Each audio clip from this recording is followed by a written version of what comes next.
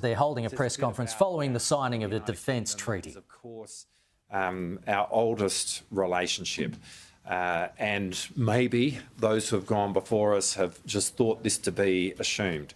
But Grant and I observed that it falls to us as the honour of being able to sign this agreement between our two countries. But what it does reflect is this.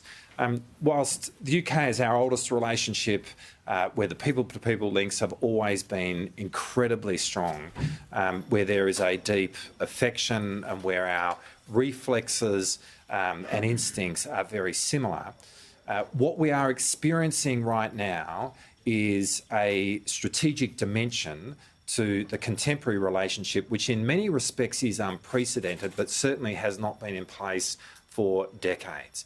And it means that the agreement that we have signed today is very practical, but it is also very timely.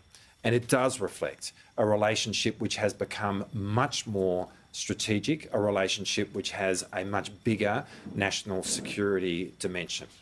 To that end, the UK has a much greater presence in the Indo-Pacific than we have seen in a very long time.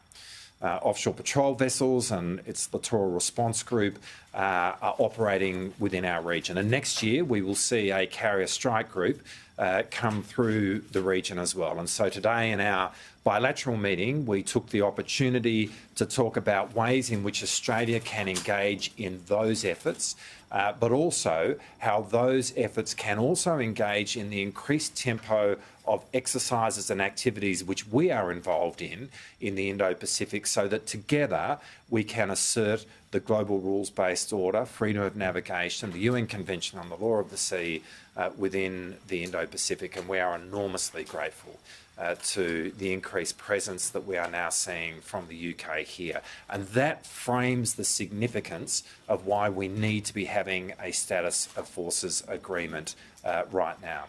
We also spoke today about AUKUS, which is perhaps at the heart of the contemporary strategic relationship between our two countries.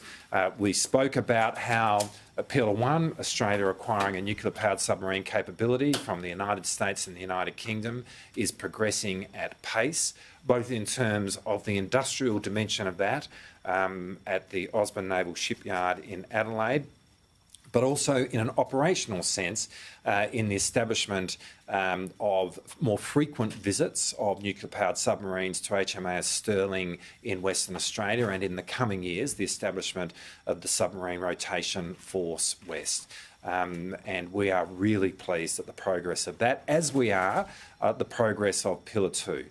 Last year, Grant and I, along with Secretary Austin, were in California, where we talked about how we can breathe life into Pillar 2 of AUKUS. That is progressing well, and we look forward to having a trilateral Defence Ministers meeting with Secretary Austin shortly.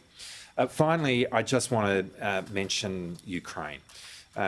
Ukraine is the most acute example in the world today of the pressure that the global rules-based system is under.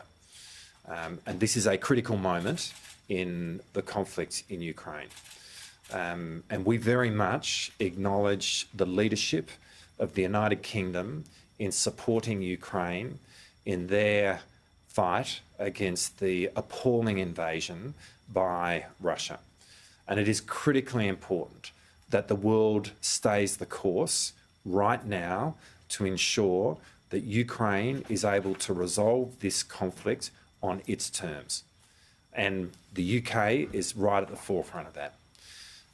Recently, we've announced a contribution to the UK fund, which is supporting Ukraine, and we're very proud to do that. Today, we also announced that Australia will participate in the drone coalition, which is being led by both the United Kingdom and Latvia. And this is a really important opportunity for us to continue making our contribution to the effort to have Ukraine stay the course and be able to resolve this conflict on its terms. And we will have more to say about that in the coming weeks and months.